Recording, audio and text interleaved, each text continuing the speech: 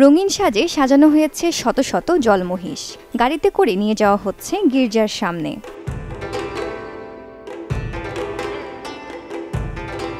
ফিলিপাইনের ম্যানিলার উত্তরে বুলাকান প্রদেশে প্রায় 2 কিলোমিটার পথ পাড়ি দিয়ে 270টিরও বেশি ক্যারাবাও বা জলমহিষ যাচ্ছে চার্চে। কিন্তু কেন?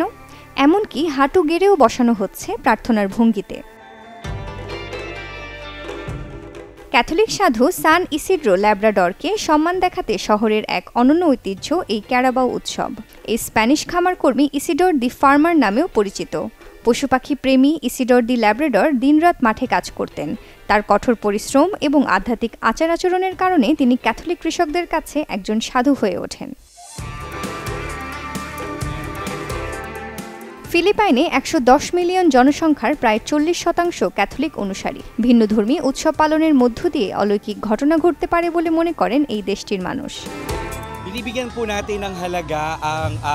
আমরা প্রতি বছর ভালো ফসল উৎপাদন করছি, এজন্য আমরা কৃতজ্ঞ। তাই ক্যারাবাওসকে সঙ্গে নিয়ে আমরা কৃতজ্ঞতা প্রকাশ করছি। তাই তো আসন্ন মৌসুমে ভালো ফসলের মুখ দেখতে শতাব্দী পুরনো এই রীতি পালন করছেন ফিলিপাইনের কৃষকরা। আমরা আশা করছি চলতি বছরে ফলন ভালো হবে এবং বৃষ্টি আমাদের কৃষকদের জন্য আশীর্বাদ। ক্যারাবাও ফিলিপাইনের একটি গৃহপালিত জলমহিষ।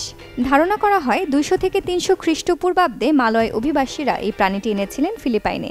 দেশটির জাতীয় প্রাণী এই ক্যারাবাও। সোমাইয়া খুশবু, চ্যানেল 24।